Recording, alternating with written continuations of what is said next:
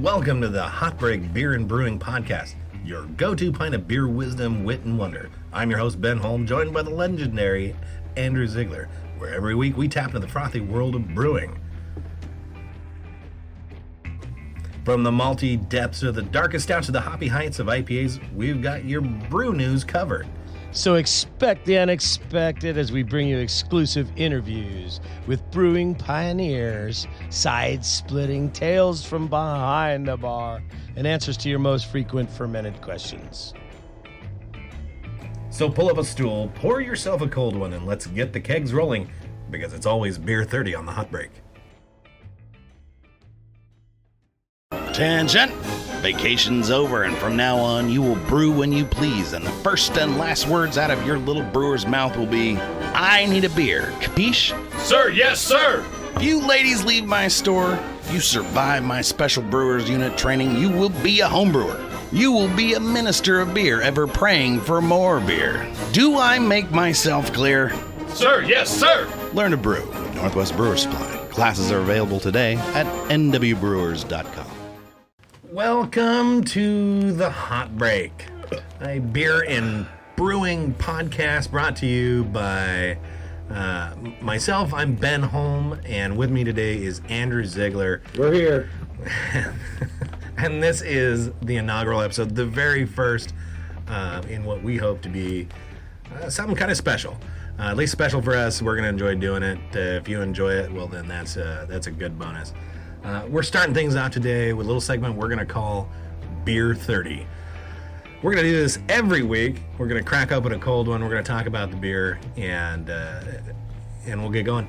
The beer today, I've curated today's beer based on the show's topic today. Today we're talking about sort of why we're here, what the heck are we going to be doing, what can you expect as a listener right here on the Hotbreak.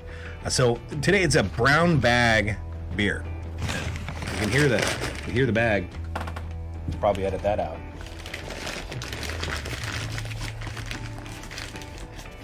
This is terrible radio right here. This crinkly shit. Ben, Andrew, this is a podcast. it is a podcast. It's not radio. All right. It's not radio. No peeking. No peeking. No peeking.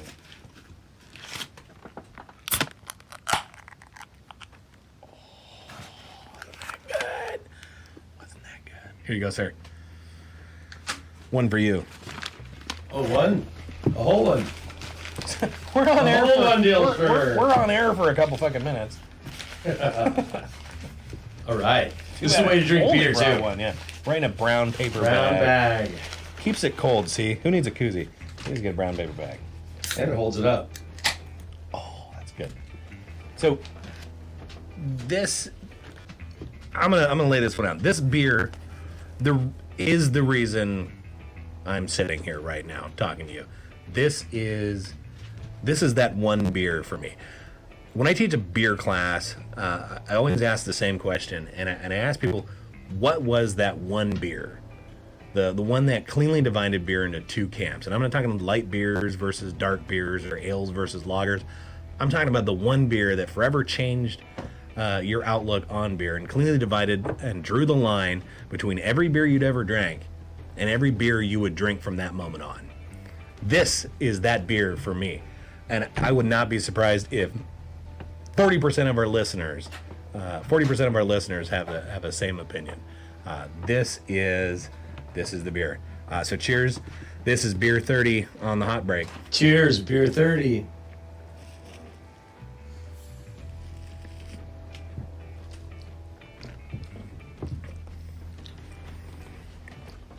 So without peeking, what do you think you got there in the can in front of you there, Andrew? Well, it's not too bitter.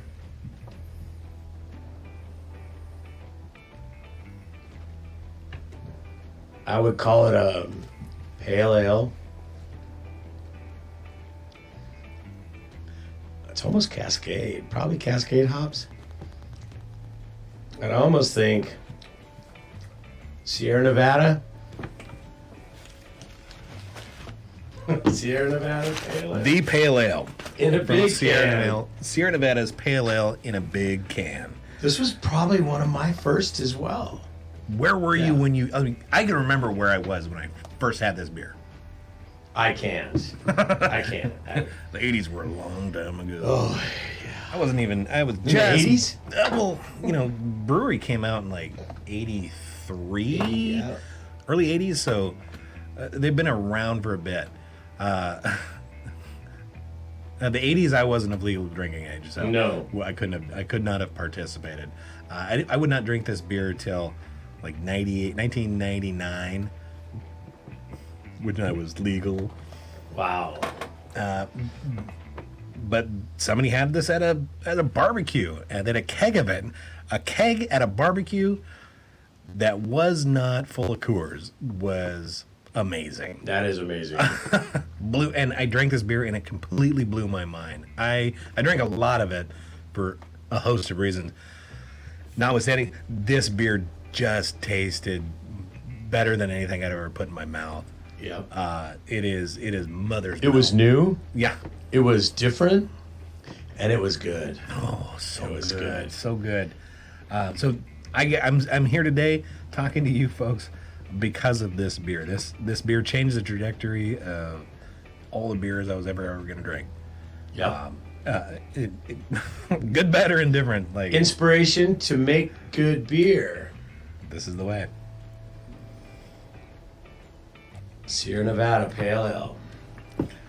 Yeah, I saw a statistic like 40% of craft beer drinkers cut their teeth on this beer. Yep. It is mother's milk as far as I'm concerned. Is. Absolutely. If you don't have one, go get one.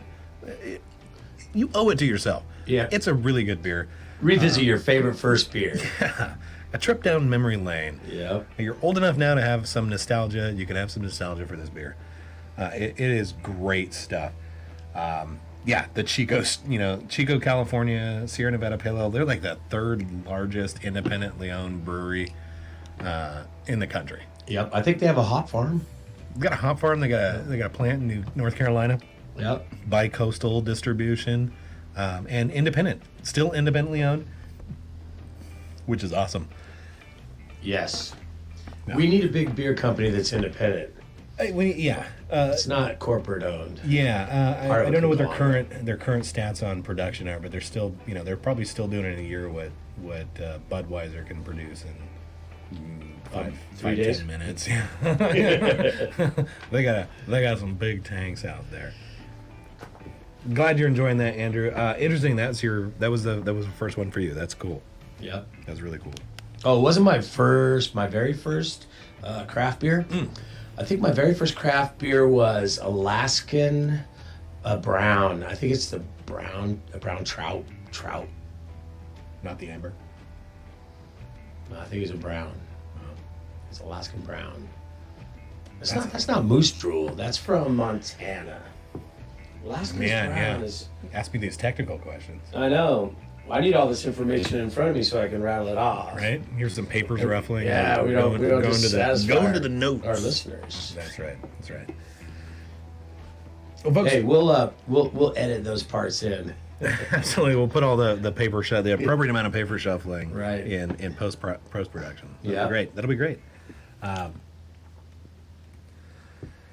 So that's the moment you fell in love with beer. Well, I'd always liked beer. I mean, my dad, was a beer drinker, and Miller Genuine Draft was probably the number one thing that I absolutely loved. That beer. It just had a great flavor. I drank a lot of it.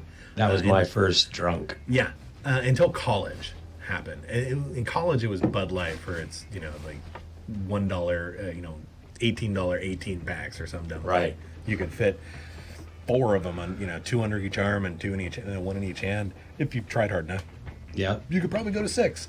Well, I had to obtain mine, a little on the shady side, since I was underage. Yeah, my refrigerator in college, it glowed blue with the amount Yeah. of Bud Light it was in there.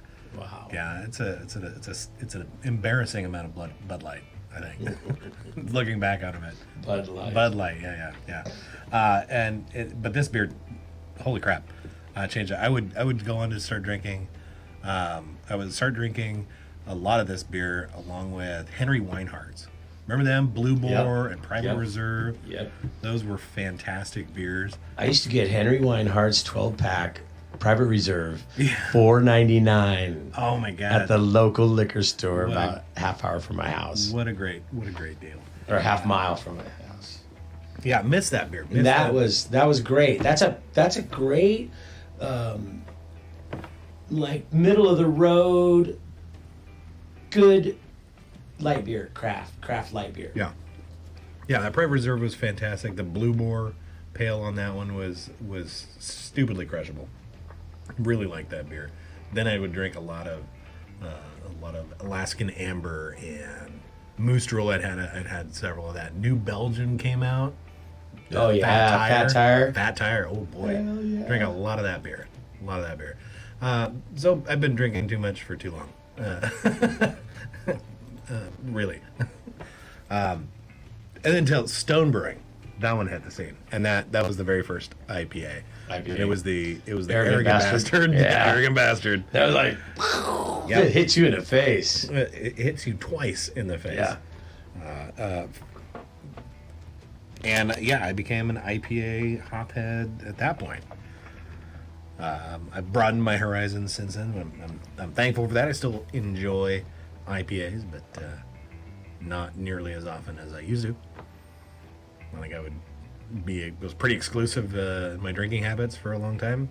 Got to be pretty exclusive in my brewing habits before I started branching out to some new, different beers. Right now, I think I'm on a love affair with Kolsch. Yeah. I love Kolsch. Yeah, Kolsch is great. It's one of my favorite brews.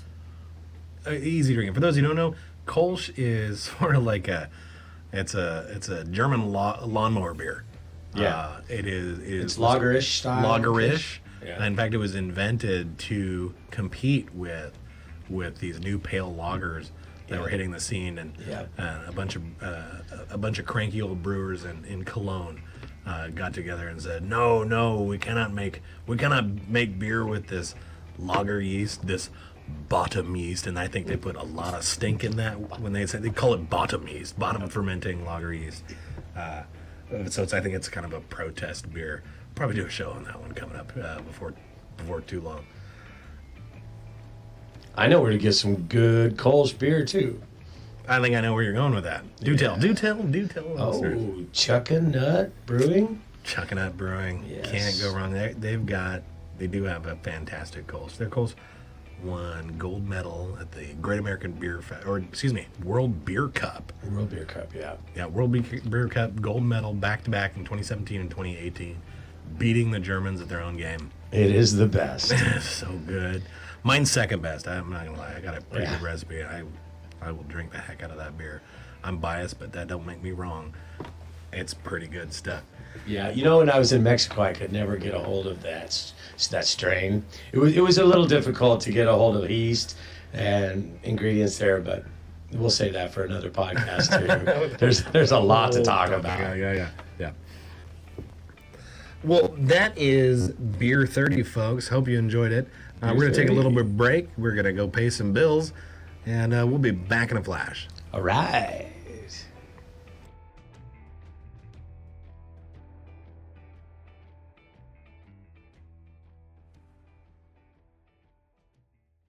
In the craft beer system, the people are served by two equally important groups: the brewers who make the beer and the bartenders who serve the pints. These are their stories, presented by Northwest Brewers Supply. A man steps out of a well-used Mazda pickup with a homebrewed bottle of red wine. The voice of an "I am a Walla Walla red wine woman" fills the air. A smile appears on the man's face as he realizes he's one step closer to his own Walla Walla red wine woman. Whoa, man.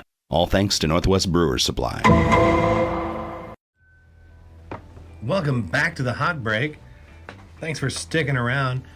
At this point, we thought it appropriate you should get to know us a little bit. I've told you my name is Ben, and that's about as far as that got, and you might not know who that is, and I fully expect you not to. But I thought we should introduce ourselves. again, I'm a brewer. I have been brewing for 13 years. I think I got started right before my third child was born. I remember my first brew on the kitchen stove with my child in a little front pouch, little front snuggly, and trying to stir the kettle and stir hops in without burning the baby. I don't know if I'd been drinking that day, but it seemed like a good idea at the Aren't time. you supposed to drink when you? That's rule number one, right? drink Rule number craft one: beer. you cannot make beer if you're not drinking homebrew. You can't make homebrew without drinking homebrew. But it's your first batch. You're allowed to skip that one on your first batch. But yeah, so 13 years ago, I started brewing. Prior to that, I was obsessed about beer. I mean, Sierra Nevada really blew my mind, and I just started deep diving into everything I could find on the topic. And more than that, I started talking about it. And I would talk and talk to everybody, whether they wanted to talk about beer or not. I didn't care. And my wife bought me a gift certificate to Northwest Brewer Supply and to get my first starter kit. To make a batch of beer in the vain attempt to shut me up. Sorry, babe. That didn't work. Here I am. Made it worse. Made it a lot worse. And look at you now. Look at me now. I'm talking to you about beer, whether you want me to or not. We're gonna listen. It's been a wild ride. I really enjoyed the community. I've enjoyed nearly everything about it, even the cleanup. It's not bad. Yeah. Must love cleaning. If you wanna be a Cleaning is the brewer. first thing you need to learn and get good at. Yeah, and I get to do this every day. I get to talk about beer with new brewers and advanced brewers and pro brewers. Tell us why you get to do that. Well, for the last 8 years, I've worked at Northwest Brewer Supply, and a year ago, October 1 will be the first anniversary of my ownership of Northwest Brewer Supply. Yeah, congratulations. Thank you. Thank you. Yeah, a whole year, which makes this business, like I think statistically half of all new businesses fail in their first year. So You're making it.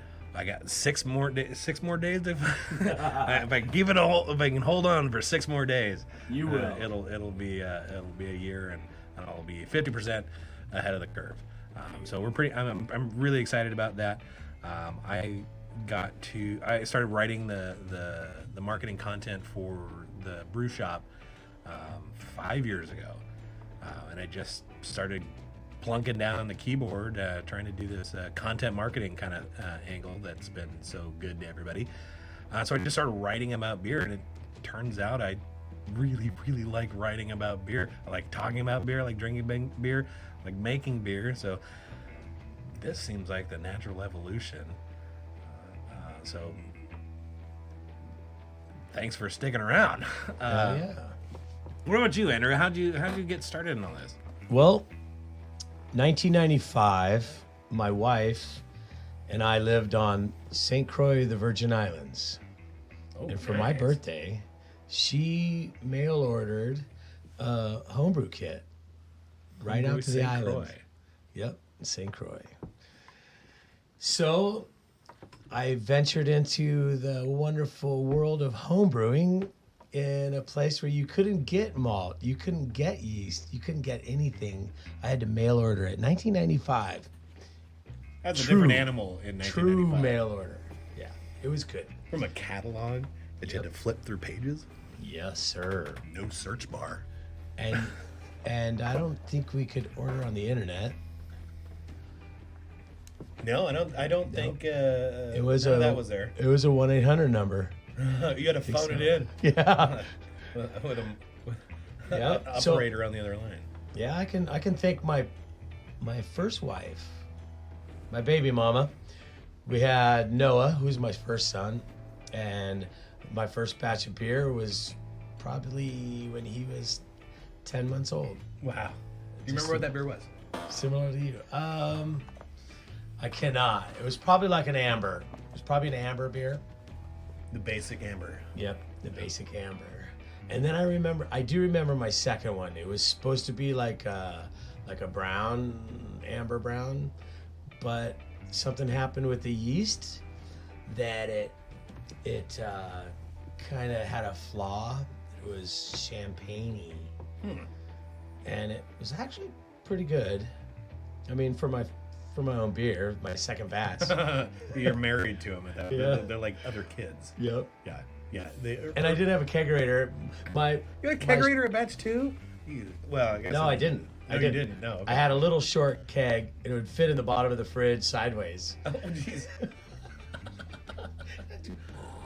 Yeah, and then you get halfway through it, and you have to tip it up and get the beer out of it. Shake the beer just to... Roll it a little bit, get the dip tube. Shake you it know, up you just just get to the get it dip tube down. Oh, man. It's terrible. It's terrible. But you're on St. Croix, so I don't feel bad for you at all. Fuck you. It was beautiful. Yeah, and I think the first beer I did was like... many things. It was a extract Australian ale. I think that's all they called it. I was like, oh, okay, well, we'll do that. And it came out bananas. Oh. So hot fermentation and like Hefeweizen with a hoppy ale. Right. Not a happy combination. But I didn't care. I drank that whole thing. I gave it to a few friends. Some begrudgingly drank it. Others, well, one gentleman in particular told me exactly what he was like. I can't drink this, and I was deeply offended. Oh my god! I made this beer. Yeah, goddamn. It's like, that's my kids. Yeah, you know, I put effort into what do you mean I got an ugly baby? That's ridiculous. No chance. Could you try again? Huh? Hello, it's Siri. Siri button into my podcast. Hey, can you try that again? We need to make more brew. Anthony, if you're listening, I apologize for not giving you beer for the next 10 years. But damn. Has he had any? He since? has. I do find I don't share. I share it a lot at the shop. I get to brew there, and we're always testing new recipes or new techniques, and we want to share that with any and all. But as far as like bringing it home and giving it to friends and family, I'm kind of lame that way. I didn't do enough of that, and I intend to change that. I think it's probably the best way to spread this message is by sharing it. The second best way is start a podcast.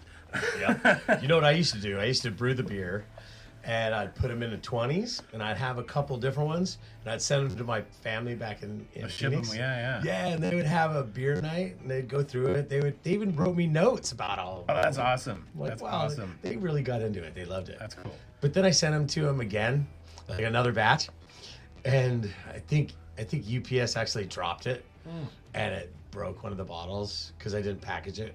Oh, they hate it when you do that. right. And they're like, "No, your shipment didn't go through." I'm like, that was a lot of beer. Like they knew. They realized 100 what it ounces was. of 522s. That's 110 yeah. ounces of beer. Yeah. That's terrible. Yeah. Yeah, it's almost Abuse. 20% of your whole fucking load. Yep. Yeah, that single solitary tear rolls down his cheek to this day, folks. That's my tear in the beer story. Andrew, what would you say is the most unusual or unexpected source of inspiration that you've come across in your brewing career?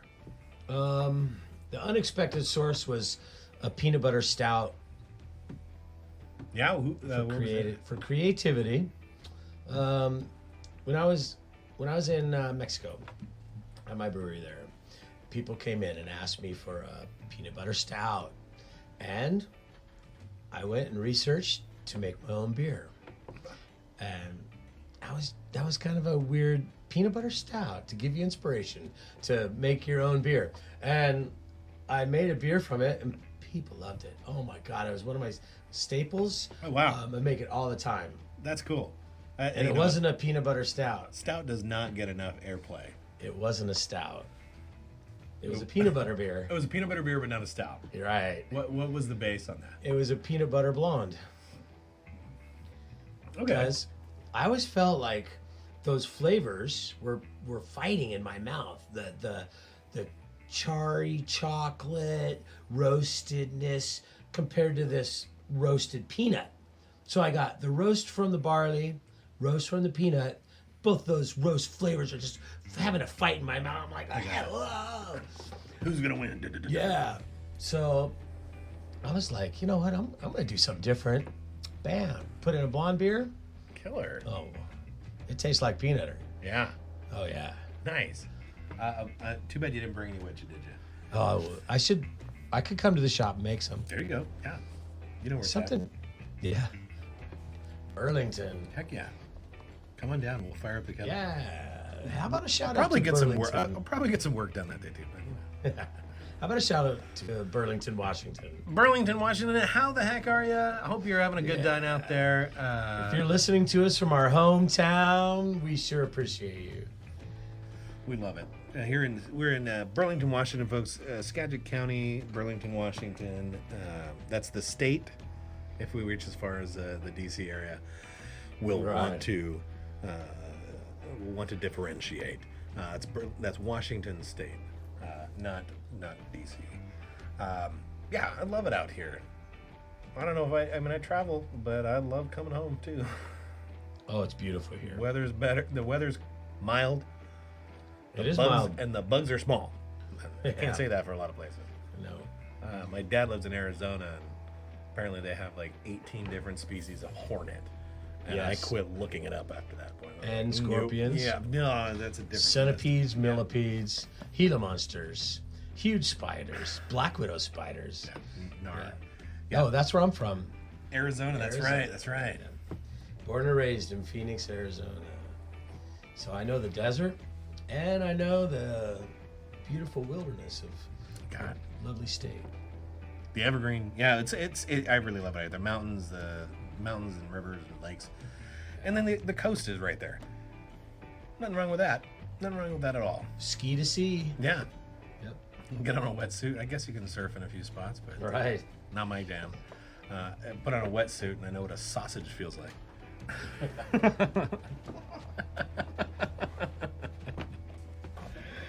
Beer sausage. Speaking of beer sausage, Oktoberfest is coming. It is. It's on our heels. I think it's like technically it's probably isn't it Right like now. late. It's like right now. Yeah. I didn't bring any Oktoberfest to drink today. Yeah. Maybe If- next week. Maybe Let's do it next week. Next week, all right. Oktoberfest it up. It'll be I October have an 3rd. Oktoberfest back in the shop. I need a keg. Yeah. Get that in. I did a little homebrew competition with the local homebrew club, Norwa, the Northern Washington Homebrewers Guild. We'll talk about them a little bit today. We just saw this like inter-club competition, for bragging rights. Yeah. It's pretty good, so I intend to win. Cool. Sorry, Do you Ryan. guys offer the competition to outside other homebrew clubs? We have not. We have not dipped our toe into that arena. That is a lot of logistics involved in that. I've talked to several people in the Bellingham Brewers Guild. They host the Brewers by the Bay or Best of the Bay competition every year, and I think drop off is ongoing right now for that competition. But it's a lot to organize. You need a lot of volunteers on the day of the event. For the tasting rounds, And you need judges. a lot of judges to do that. And out here in Burlington, we don't have as many. I've been trying to organize a BJCP class. For those who don't know, the BJCP, that's the Beer Judge Certification Program. It is a national level volunteer organization tasked with making sure beer judges are all speaking the same language and evaluating the beer in an appropriate way for the homebrew level competition circuit. Yeah. And they welcome new judges. Absolutely People do. interested. Yeah. So if that's something you guys are interested in, I can put a link in the show description today for the BJCP. Or if you just want to I've see done- what that's all about, that'll be there. It's pretty cool. It's a grueling task to become a judge. Like, It is. You really got to know It's your beer. many months. Yeah.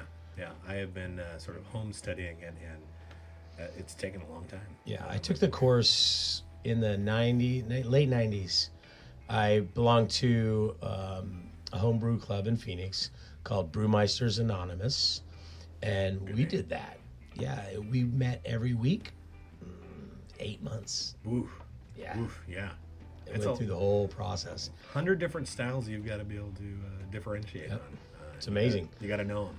I never took the test, but Yeah. It's on my to-do list. It's on the action item list for sure.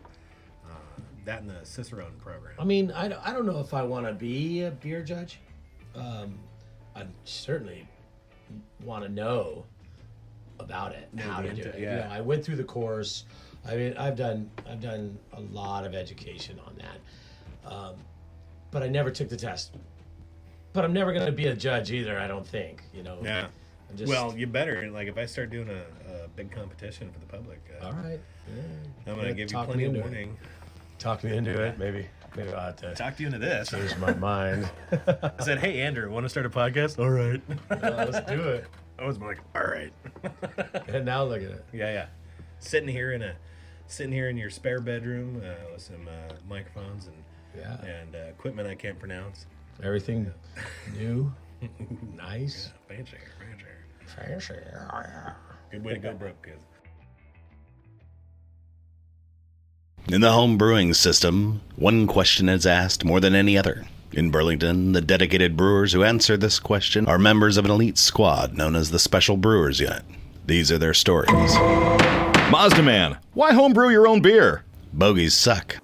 Are you talking about golf? Golf? No, I'm talking about the kind of beer you drink off the cart at the 19th hole. Homebrew, because birdie juice can be brewed. Trust Northwest Brewer Supply to help make every brew a hole-in-one.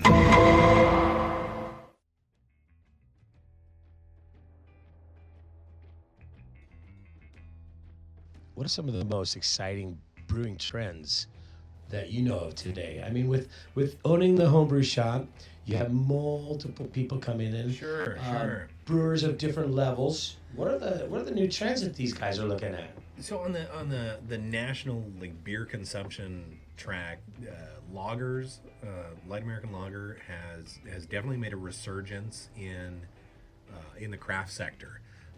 You know, for the longest time, the craft sector was like IPAs and cool, funky, weird beers. Right. And, you know, doing our own, beating our own drum and doing that thing. It takes temperature control. Sure.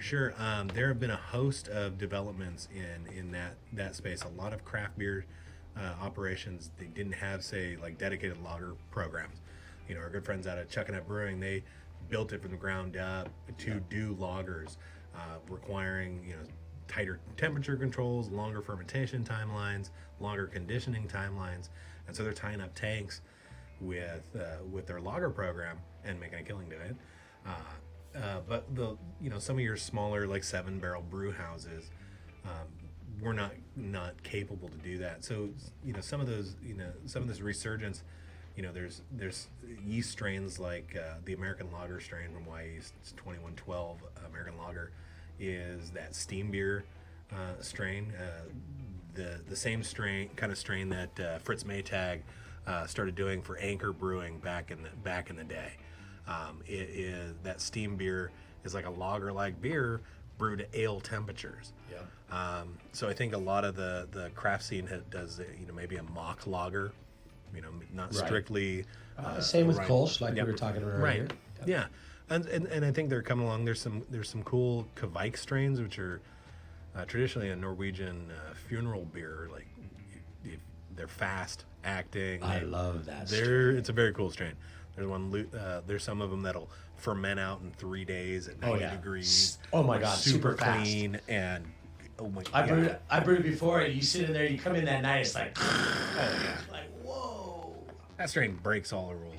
It doesn't care about the temperature, Doesn't care about the temp, timelines, and it's pitch range. really clean. Yeah, certain ones are trained. Some of them are kind of saison. So, but I think some of those developments in yeast or accepting like we're an ale house brewery, but we can cold condition this beer for a little bit longer and come up with a lager-like finish, clean and crisp. And so we've seen a lot of that in the home brewing segment.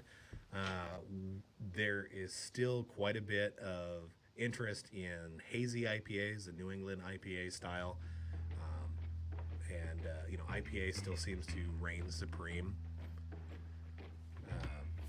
And that's encouraging to see. There's a lot of hops that get used in those beers, so those are kind of fun. That's what we're seeing these days, a lot of, and that's kind of cool. As long as people are brewing, that's a good thing. All right, we're just about ready to cut to commercial and go pay some more bills. But when we come back, we are going to talk about the local homebrew community, how you can get involved, what you can do. So stick around right after this quick break. In the home brewing system, one question is asked more than any other. In Burlington, the dedicated brewers who answer this question are members of an elite squad known as the Special Brewers Unit. These are their stories. Mazda Man, why homebrew your own beer? Bogeys suck. Are you talking about golf? Golf? No, I'm talking about the kind of beer you drink off the cart at the 19th hole. Homebrew, because birdie juice can be brewed. Trust Northwest Brewers Supply to help make every brew a hole-in-one.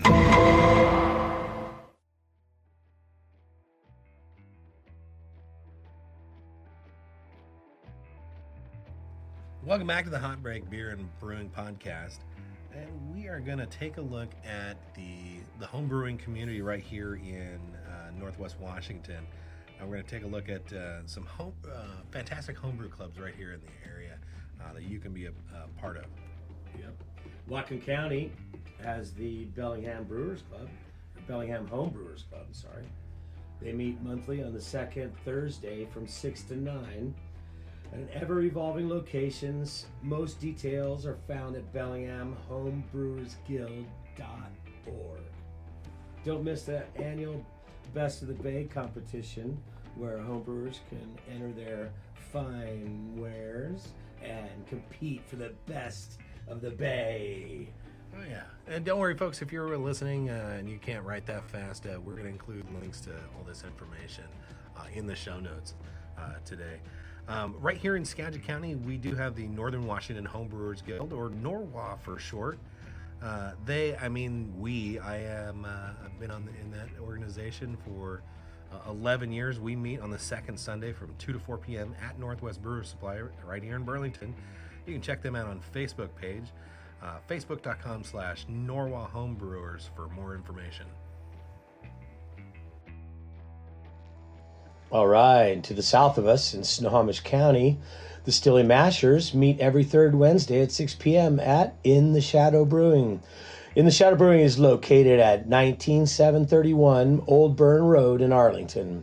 You can learn more at itsbrewing.com/stilly-mashers-homebrew-club. Stilly Mashers is a great organization. I love those guys. Always doing some fun stuff. Folks, these clubs, these homebrew clubs, they're more than just about brewing. They're about building relationships and growing in the hobby together. In fact, it's how Andrew and I met, was at a homebrew club event. We were doing an off flavor tasting. Yes. Imagine that, drinking 60 beers all laced with Nasty beers. every kind of funktasticness you could ever experience in a beer. Yeah. And I signed, and I paid for that. Yeah, we paid for it. It was a whole Saturday. That was a long Saturday.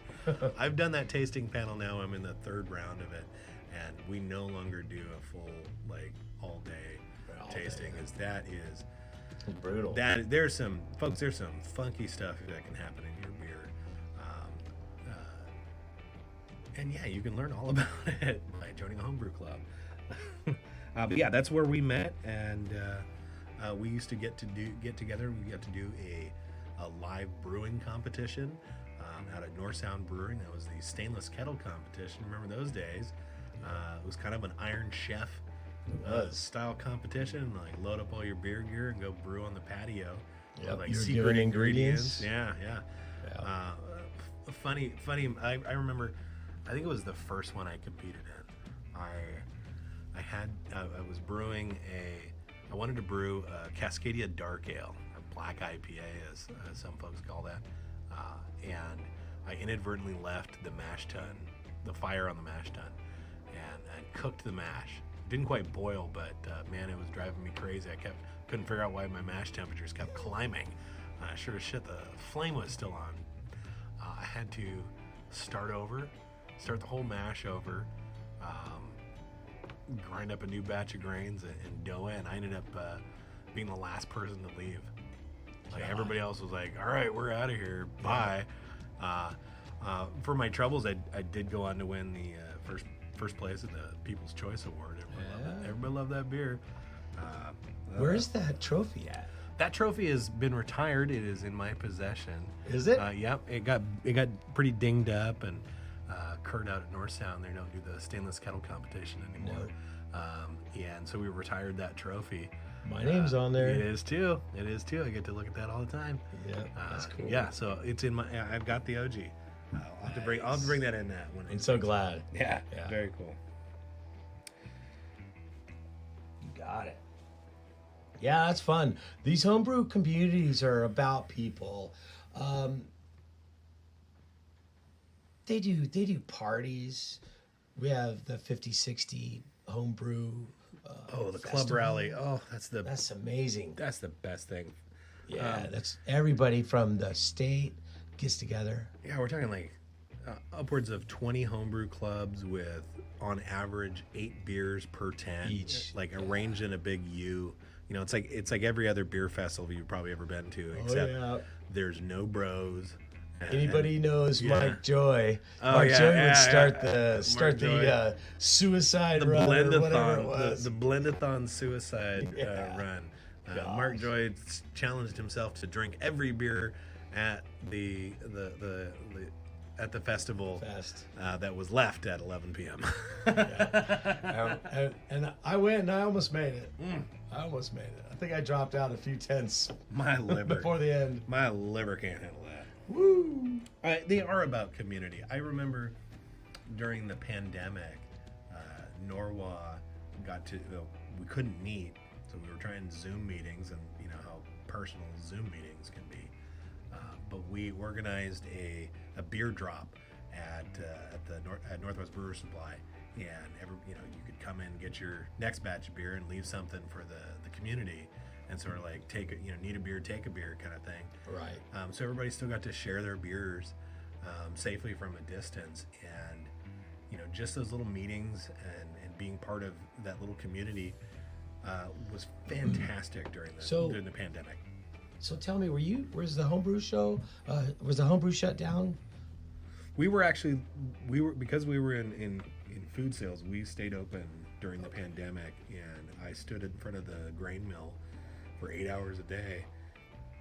I've never ground as much grain, or I should sound more like you because all the dust I end up breathing from that mill. But we just threw grains out the door for all day long for a year. Dang. But it was really great to still be able to share our beers with our community, with our friends. I'll say this about home brew clubs: when you're getting started in brewing, you're really excited, but your peers might not be. They might like beer. There's the large class of people who like pie but don't give a shit how it's made, and beer is a lot like that. And at the very least, showing up at a home brew club meeting and being excited about the subject, nobody there is going to tell you to shut up. They're just as goofy about it as you are. Yep. I built amazing relationships. My best friends are all in the homebrew club scene. I hang out regularly. Andrew and I met at these kind of functions, and been halfway around the world twice since then, and came back, and still hanging out. Yeah, still here. Pretty special stuff. Really like how that works out. That community is a vibrant collection of varied people, like very helpful. Oh man, a very helpful community. They work together well. Yeah, on the professional level as well. Yeah, yep. Yeah. Which is amazing. A lot of members have gone on to be stewards for the local breweries, helping out at events, and being a part of it, and glad to do it, and volunteering their time and sweat. and that's always fun to see. And I know several brewers would go on to become pros, not unlike Andrew, our co-host here. Went on to move to Mexico and built Start a brewery. Start a brewery in Mexico. What an adventure. Yeah, absolutely an adventure in beer. That'll probably be like 3 shows. Yeah, 6 shows. yeah. It's like a deep dive on 14 aspects of that. For sure. Coming up soon on the Hotbreak. Find out what it's really like behind the bar at a craft beer brewery. So whether you're looking to share your latest brew or get some honest feedback or just meet some great folks who love beer as much as you do, check out your local homebrew club. It is a must. Folks, that's a wrap for this episode of the Hotbreak Beer and Brewing Podcast. We love to deep dive here, but remember, your best brewing adventure is the one you take for yourself. Thanks for tuning in and sharing a pint of knowledge, laughter with us. Make sure to visit our blog